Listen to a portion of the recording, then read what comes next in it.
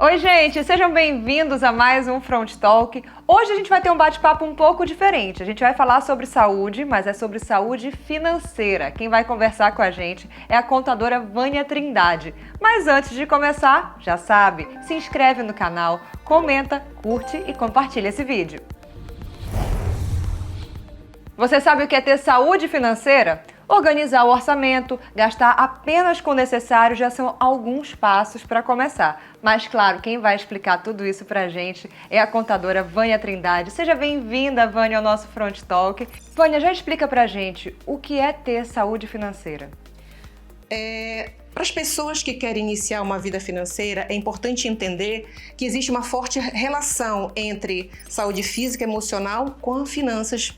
Porque, normalmente, as pessoas que desencadeiam estresse, insônia, certamente, a maioria das vezes, ela vai desencadear, ela é decorrente de um problema financeiro. Muitas pessoas, inclusive, acham que saúde financeira, ela só está ligada a ter planilhas, ter controles. Eu posso dizer que se entender de planilhas, de conta, fosse essencial para uma pessoa desenvolver uma prosperidade financeira, os matemáticos seriam ricos, todos os contadores seriam ricos. Então, a saúde financeira ela tem muito essa relação com o comportamento, porque normalmente as pessoas tomam decisões, ainda que as decisões precisam ser racionais, mas elas tomam decisões por questões irracionais. Então, você vê que não é simplesmente querer, eu preciso mudar a mentalidade. Como mudar? Como ter saúde financeira? Existem estudos que quando você vai começar um exame médico, você vai numa clínica, você vai fazer um check-up, o que o médico pede primeiro? Um diagnóstico, né? Ele precisa saber até para você saber o que eu preciso fazer daqui para frente. É necessário que você tenha clareza de como é que é o teu estado, eu não diria nem emocional, mas o teu estado financeiro. Será que eu estou gastando mais? Será que eu estou gastando menos? A maioria das pessoas não tem noção daquele momento que ela está. Então, ter esse diagnóstico é imprescindível para você fazer um check-up. Você entender assim, para onde é que está vazando aquelas pequenas quantias, né? Sabe aquele ditado que diz que pequenos vazamentos podem afundar um grande navio? E isso é que acontece com as pessoas. Normalmente, né, quando o cartão de crédito chega e o dinheiro não dá para pagar o cartão de crédito, o que as pessoas fazem primeiro? Elas querem cortar as grandes contas. Elas vão querer cortar o restaurante porque acham que é ali que está saindo dinheiro. Mas elas esquecem que de 10 em 10 chega em 1.000, né? E isso acaba desequilibrando muito as finanças das pessoas. E já que tu fizeste essa relação muito legal com a nossa saúde física, como a gente cuida, né, da nossa saúde física, como cuidar da saúde financeira, Vânia? Começando primeiro por esse diagnóstico. Eu entendi o meu momento, é necessário... Por quê? Qual é a finalidade desse diagnóstico? Todos nós temos uma conta mental. Você sabe, quando faço a conta, eu penso o seguinte, eu ganho X, meu salário é 5.000. E eu esqueço que tem desconto, que tem uma série de valores que não vão deixar esse valor naquele valor cheio. Eu não faço a conta que tem um desconto, então eu já raciocino que o meu valor é 5.000 e eu faço a conta com as grandes despesas. Como é que eu tenho que fazer? O tal do diagnóstico. A pergunta foi como é que eu consigo mudar isso, né? Depois que eu consigo mapear o meu comportamento, porque eu falei que saúde financeira tem a ver com a minha forma de pensar, eu preciso entender que no meu orçamento, criando o meu orçamento, eu vou definir categorias. Muita gente fala, eu vejo vários players do mercado dizendo o seguinte, reserve 10% para investir, 30% para cá. Mas imagina, Carol, que você mora com seus pais. Você mora com seus pais, você não paga aluguel, seus pais bancam tudo. Se você pegar 90% do teu dinheiro e investir, é um perfil. Mas se uma pessoa que ganha um salário e ela tem que pagar aluguel, ela tem que pagar alimentação, ela vai poder investir 90%? Então, quando você faz o orçamento financeiro, você já vai enxergar ali quanto eu posso destinar para cada categoria. Aquilo que a gente chama de despesas necessárias, né? E aquilo que eu chamo também de supérfluo. Eu não chamaria de supérfluo, aquilo que é essencial. Porque educação financeira não é necessariamente você parar de gastar totalmente, você parar de sair para poder curtir uma comida mais elaborada, né? Você curtir uma experiência, mas é você entender que você precisa classificar e saber até quanto eu posso ir para o restaurante, qual é a minha categoria para ir, nós mulheres amamos ir para o salão, arrumar o cabelo, né? Mas quanto é que eu posso gastar? Quando eu faço esse diagnóstico, eu vou entender que, às vezes, muitas mentorandas, né, quando eu faço mentoria, dizem o seguinte: eu faço unha toda semana e gasto R$100. Mas será que eu não poderia usar de 15 em 15, por exemplo, para que eu possa ter reserva para poder investir em outras, né, em outras necessidades? Então, respondendo a pergunta, monto o meu diagnóstico, elaboro o meu orçamento e defino quanto eu posso gastar por cada categoria. Entende? E qual é a importância de ter saúde financeira? Pelo que a gente já conversou, dá para entender que ela reflete em muitas áreas da nossa vida, né? Sobretudo na saúde mental e emocional, né? Que é a saúde física. Mas eu digo o seguinte, existe um outro caminho que é uma necessidade, não é um sonho, ele tem que ser uma necessidade, que é a nossa independência financeira. Mais do que tudo no momento, quando eu penso em saúde financeira, eu tenho que pensar que eu preciso ter escolhas conscientes, mas escolhas inteligentes. É possível qualquer pessoa com qualquer padrão de vida fazer escolhas inteligentes. É claro que uma pessoa que ganha 50 mil mês, ela vai ter um padrão diferente de uma pessoa que ganha um salário mínimo. Mas é importante, sabe por quê, Carol? Quando você pensa em planejamento financeiro, você não pode perder de vista que você tem sonhos. E existem pessoas que nem sabem. Se você pergunta para uma pessoa assim, que sonhos você tem? Ela vive num momento tão do agora que ela não para pensar o que eu posso fazer daqui a um ano, o que eu posso fazer daqui a 10 anos e o que eu posso poupar, porque a palavra-chave é o poupar. Mas o poupar não é simplesmente deixar de fazer tudo que me dá prazer hoje para poder viver o amanhã que eu não sei se vai existir, é o que as pessoas dizem. Mas a saúde financeira, ela parte de eu fazer escolhas para o agora, para o amanhã e para a minha longevidade, porque é isso que todos nós precisamos buscar. A nossa independência financeira, que é aquele momento que eu não necessito mais trabalhar, ou seja, eu não vou mais vender o meu tempo para poder ter renda, que é a tal chamada renda ativa. É aquela renda que eu vou gerar recursos poupando, né? Aí eu venho a uma outra fala. O que eu preciso fazer para ter saúde financeira também? Pagar-me primeiro. Tem um livro, né? Aliás, são 3 livros que eu acho que toda pessoa precisaria ler, né? Que é Pai Rico, Pai Pobre, né? Tem uns 2 livros, mas eu diria que esse é um dos pais, assim, da economia comportamental, que ele diz assim, pague-se primeiro. E o que é pague-se primeiro, né? Todos nós aqui temos uma renda, seja recorrente, seja por ser autônomo, mas, assim, se eu defino que eu preciso de X para guardar, e esse X eu não concordo que seja 10, 20 ou 30, vai ser aquilo que dá para fazer.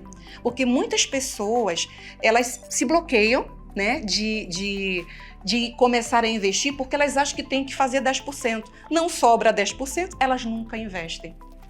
E é necessária a recorrência.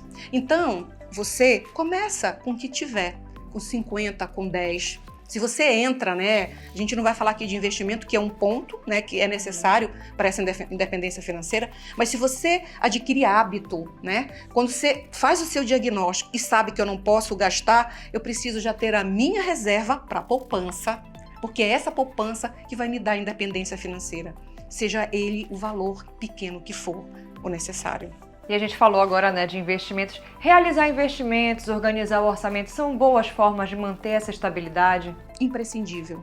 Eu não vou nunca conseguir uma independência financeira, que eu vou repetir, independência financeira é aquele momento que eu vou ter reserva lá na minha longevidade, que não precisa necessariamente ser na minha aposentadoria quando eu estiver velhinha, né? Mas naquele momento que eu definir o que é, né? Por exemplo, Carol, tu sabes qual que é o número da tua independência financeira?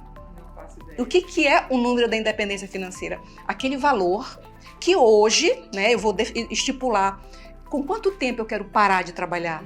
Com 40? Tem pessoas independentes financeiramente com 30. É claro que tiveram recorrência de rendimento, tiveram renda maior que elas pudessem colocar. Mas quando você define que você quer ganhar, né? Porque para isso você precisa responder o seguinte: quanto é que eu, Carol, né? Eu, Vânia, você, Carol, você quer receber quando você tiver 60 anos? Você já se fez essa pergunta? Quanto você quer? Se eu quero ter 20, 10, 5, 30 mil, quanto eu preciso poupar hoje em determinado tempo que naquele momento eu vou ter a renda que eu necessito, os meus 5, os meus 10. Então, voltando à sua pergunta, é imprescindível a poupança, é imprescindível eu mapear o meu comportamento, é imprescindível que eu defina gastos para cada categoria da minha vida, seja para o meu lazer, seja para os meus sonhos de curto, de médio e de longo prazo. Muitas pessoas não realizam sonhos porque elas nem se dão nem se desafiam a saber quanto custa. Quero fazer uma viagem para o Rio de Janeiro ou para o exterior. Elas não param para saber quanto é que eu preciso, que volume é esse que eu preciso ter naquela data para que eu possa realizar esse sonho. Então as pessoas precisam, né? Isso eu quero falar para os nossos ouvintes, a necessidade que você precisa parar e pensar: que sonhos eu preciso realizar? E tem gente que não sabe. Aí eu costumo fazer uma brincadeira assim: se chegasse aqui o gênio da lâmpada e te fizesse assim, pede 3 sonhos agora, que se você disser agora, eu vou realizar. Tem muita gente que não sabe, porque nunca parou para pensar. Então, eu costumo dizer que as pessoas elas não conseguem poupar se elas não tiverem um objetivo claro. E esse dinheiro guardado, poupado, né? Que investir, o poupado não significa pôr na poupança. A gente sabe que em poupança não é o melhor investimento, porque ele nem é protegido da inflação. No momento que a gente está num momento super, a inflação meio que descontrolada, né? Vânia, e como saber se a gente tem uma vida financeira saudável? Primeiro ponto, Carol, educação financeira, que é diferente de ter conhecimento de finanças pessoais. Eu costumo dizer, tem muita gente que pergunta para mim assim: Vânia, eu preciso anotar tudo que eu gasto, né? Tudo que eu gasto eu tenho que anotar.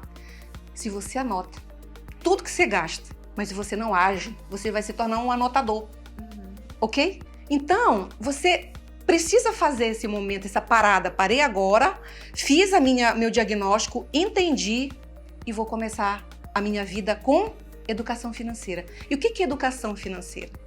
É mudança de mentalidade. Eu ir lá no shopping, ver que tem um celular que saiu melhor do que o meu e eu entender que o meu celular me atende. Por que eu vou usar? Mas por que eu vou pensar 2 vezes? Porque eu vou lembrar que eu tenho um sonho maior. Eu quero fazer uma viagem que custa X valor, que eu quero realizar daqui a 2 anos ou 3 anos, e esse dinheiro vai ser para este destino. É o chamado sonho carimbado. Esse diagnóstico ele vai te dar essa clareza.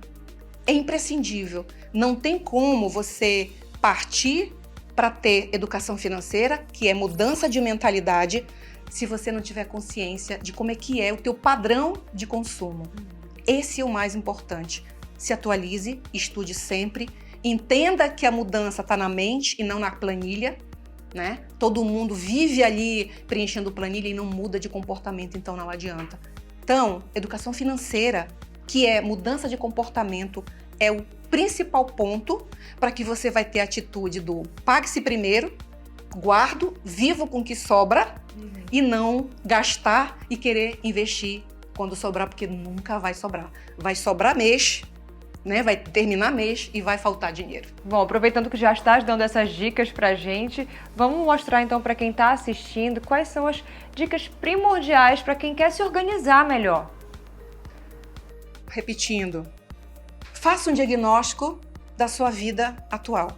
Entenda para onde está indo, qual é o ralo que está levando teus gastos. Será que aquele cafezinho todo dia? Não é cortar o cafezinho, mas será que não é aquilo que está vazando? Eu digo que a gente tem 3 motivos para gastar: por necessidade, por luxo e por conveniência. Não é o luxo às vezes que sai. aquela viagem que eu quero ir de primeira classe. É a conveniência. Eu estar em casa e de repente pedir tudo por delivery porque eu não quero sair para fazer uma comidinha. É aquele Uber que eu poderia ir andando até ali, mas eu quero pegar o Uber. Então, são esses pontos de conveniência que acabam levando. Então é isso que tem que mudar. Precisa entender que se você não pensar hoje, o futuro chega.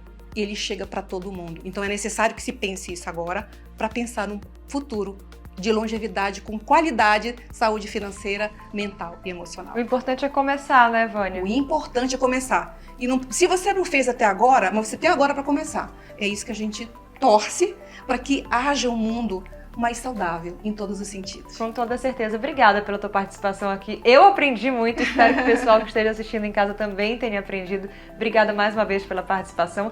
E você de casa, assiste esse vídeo, compartilha, manda para aquele amigo que está gastando demais ou que precisa se organizar. E não esquece de deixar o teu like e se inscrever aqui no canal. Até o próximo Front Talk.